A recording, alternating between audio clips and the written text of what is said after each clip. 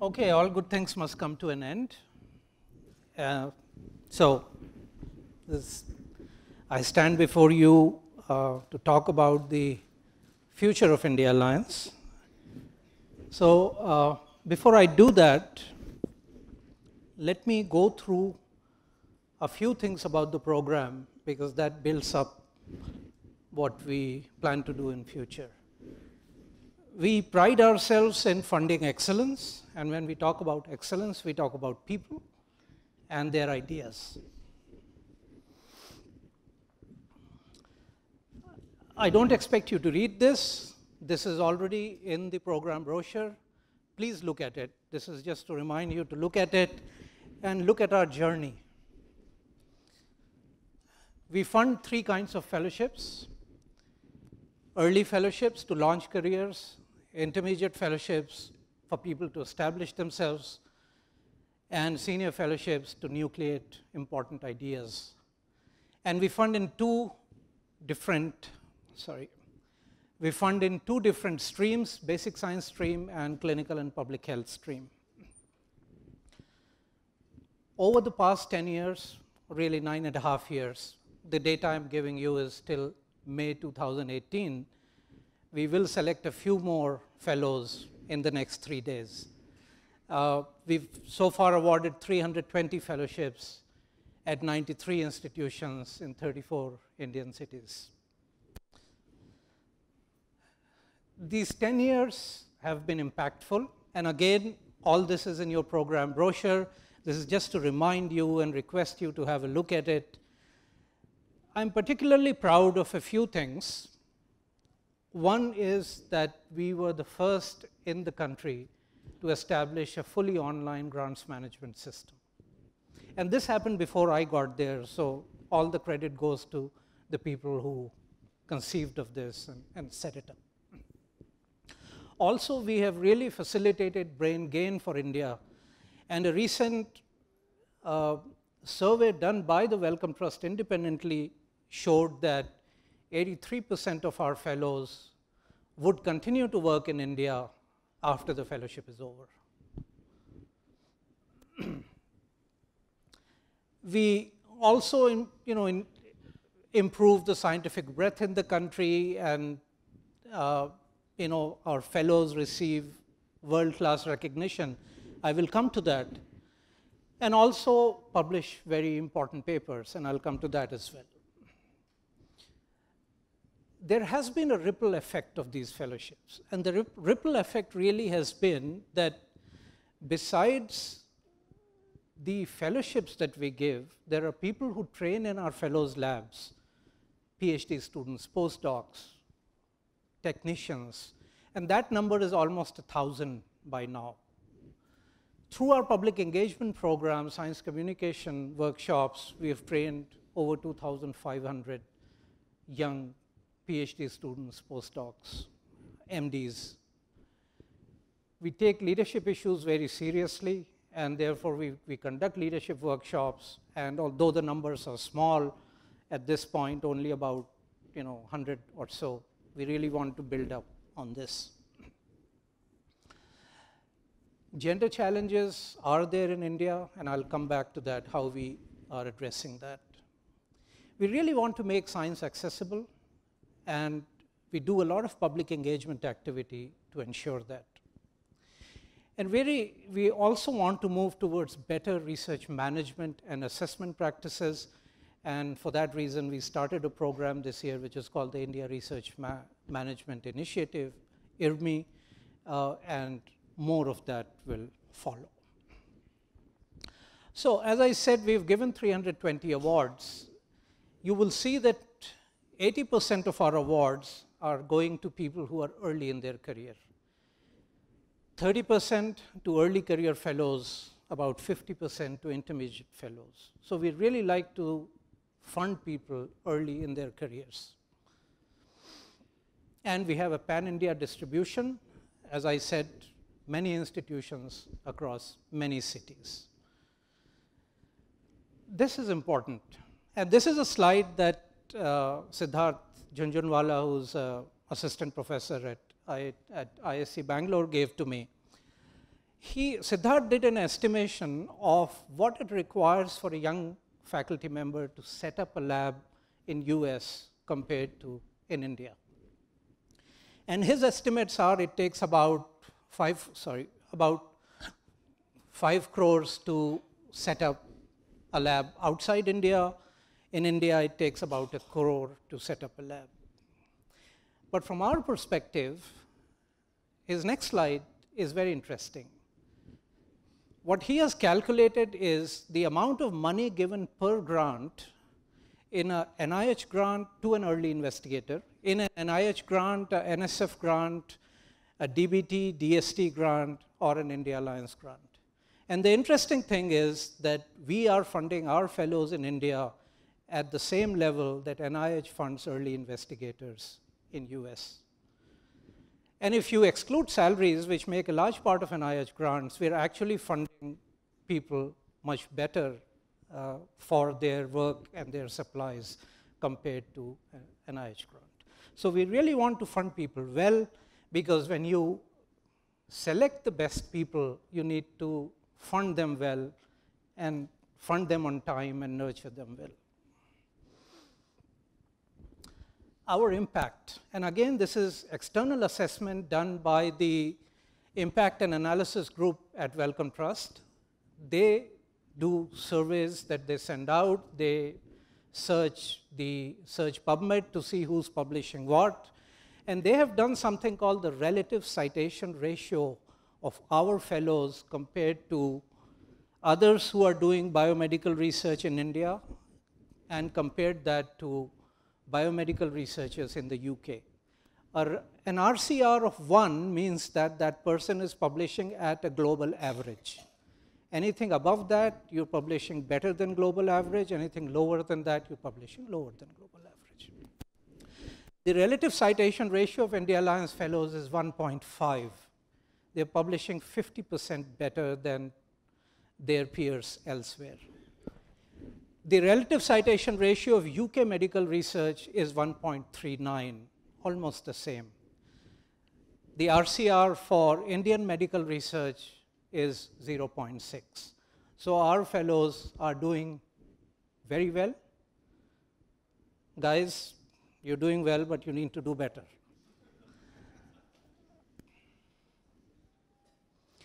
Our impact is also in maintaining gender equity. We are not there yet, we are getting there. 33% of India Alliance fellows are women. Like elsewhere, we have a leaky pipeline too. Our early career fellowships, 52% are women. But when it goes down to senior fellowships, only about 10% are women. We work in the same ecosystem. So what are we doing to address this problem? What we are doing is to consider non-research career breaks, including maternity break, when we look at the eligibility of people who apply for our fellowship. And once you have our fellowship, if one of our fellows goes on maternity leave, she gets a 1-year full cost extension on her fellowship to enable her to come back into research with full gusto. The other impact is in the awards that our fellows are getting.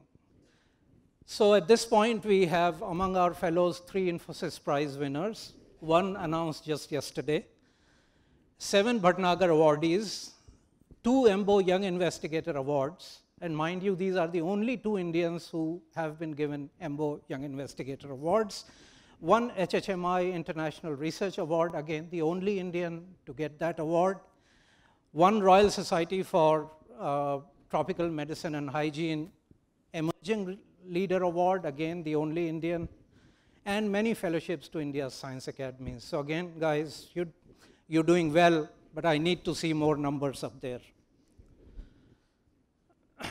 Okay, so I was supposed to talk about the future. What does the future hold for us? What are we planning for the future? Well, for the last 10 years, we've been funded very well by both Government of India through DBT and the Wellcome Trust. And for the last 10 years, they have given, or there was an intent to give, 80 million pounds from each partner. The intent in the next 5 years is for DBT to double its funding and Wellcome to maintain its funding at the same level. So essentially, we are looking at about 50% more money in the next 5 years than we had in the last 5 years. So what are we planning to do with that money? Well, as far as programs are concerned, I think the fellowships will continue because fellowships are our strength and you don't give up on your strength. And this is, somebody advised us in the previous panel that you should continue with your strength. So we will continue with the basic as well as the clinical and public health fellowships. We will continue with the 3 levels, the early, intermediate, and senior fellowship. We will also bring team science now. And this is something that I think Shankar talked about, and others have also been talking about it. The key thing about team science is this will not be available to people to do their next experiment. This will be multidisciplinary, multi-institutional, and the focus will be to do things that will solve important health challenges for India. Be accountable. We also want to strengthen clinical research by setting up clinical research centers, and these are going to be virtual centers, and I'll talk a little more about it. The idea is to develop physician scientists for the country and also to strengthen clinical research. So what really are the health challenges for India? And every challenge brings an opportunity, so what are the opportunities? And I cite you some data which was published recently in Lancet and under the global burden of disease. And this is a program that estimated disease all the way from 1990 to 2016. That's a fairly good measure of what ails our population. Heart disease is the leading cause of disease burden, and contribution of cardiovascular disease to the overall disease burden has doubled between 1990 and 2016. Indians with diabetes have gone from 26 million in 1990 to 65 million in 2016. The incidence of cancer is up 28% between that period, and as you heard Sir Boris talk about it this morning, it is expected to go up by another 65% by 2035. Air pollution, those of you who are in Delhi this week know this. Those who live in Delhi live through it every day. Air pollution, lung disease patients increased from 28 million in 1990 to 65 million in 2016, and it is estimated that if you're living in an Indian city with air pollution, your lifespan, average lifespan, goes down by 1.5 years. So those of us who live in Delhi, I think don't delay writing your will. Do it now before it's too late. Mental health, it has been mentioned. Suicide is the leading cause of death in 15 to 39-year-olds in the country. Infectious disease, there remains a high incidence. There's a lot of zoonotic infections that are propping up. India is a hot spot for zoonotic disease. Antimicrobial resistance is increasing. And of course, you already know about maternal and child health issues, stunting, wasting, and many more. So we have many challenges.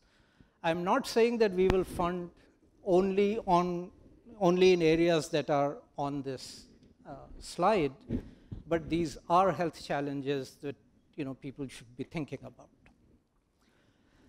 As an example, let me talk about artificial intelligence in disease and health. And there is a disclaimer that this is only for the purposes of illustration. You should not go back thinking that we are going to fund any project that comes through on artificial intelligence.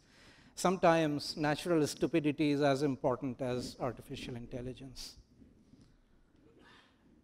So as you know, medical knowledge is expanding. Decision making is becoming increasingly complex. Patients are getting older with many comorbidities. More testing is happening, more medications, and increasing health records. Every patient is now a walking big data challenge. are we addressing it enough in the country? That's the question. Clinical records are also the result of human decision making. What doctor you go to see, what tests does he order, what medications does he order. And therefore, algorithms that learn from human decisions will also learn to make human mistakes. So one needs to be wary about that. Everything that comes through the big data challenge or artificial intelligence should not be taken as gospel truth. Clinical acumen is equally important. So for example, big data analysis of health records, electronic health records, have recently shown 3 subtypes of type 2 diabetes, and each has its own biological signature and disease trajectory.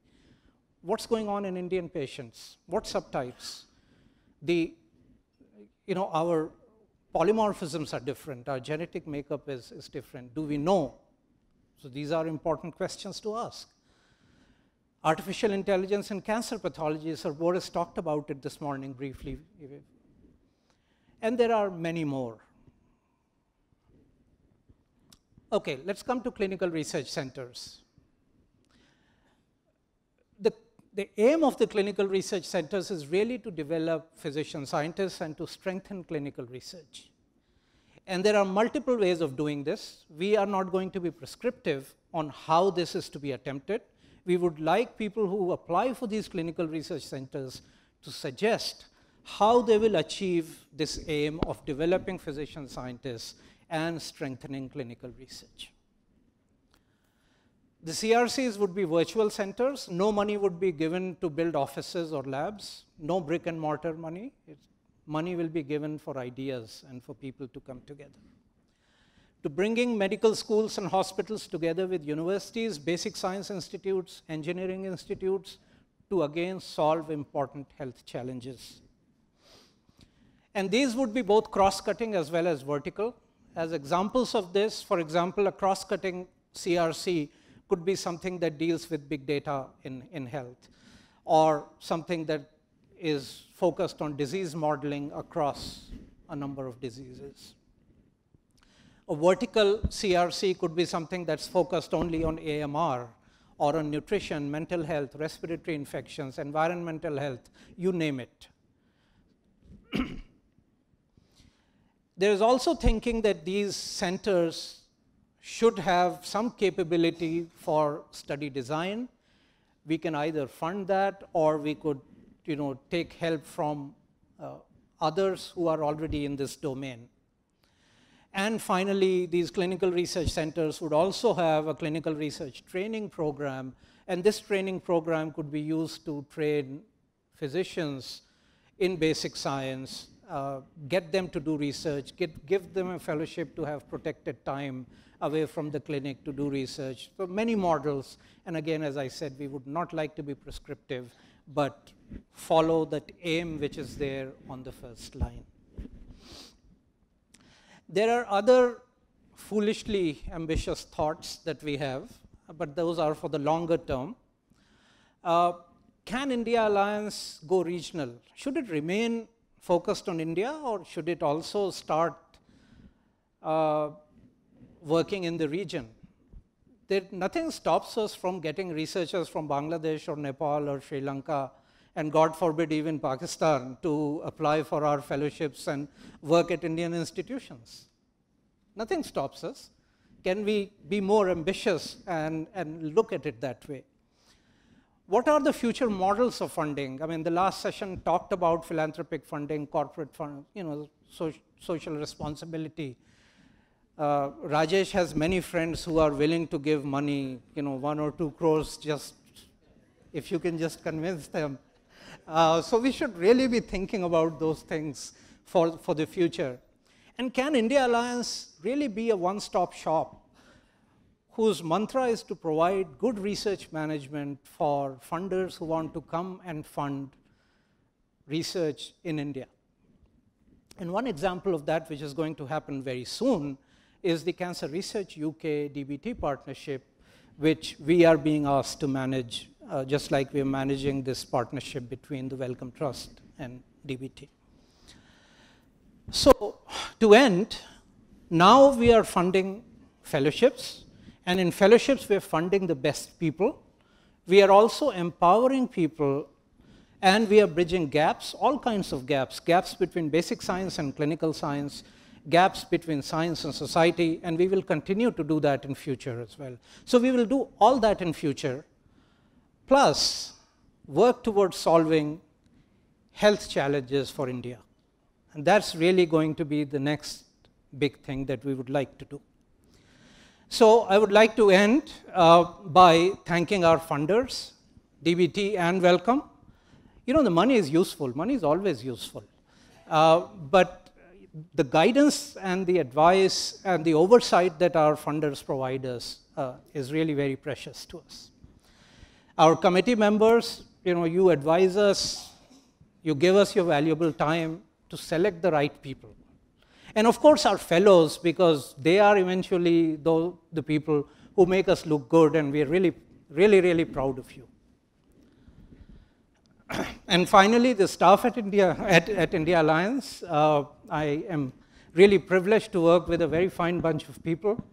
So really, thank you all very much. That's it.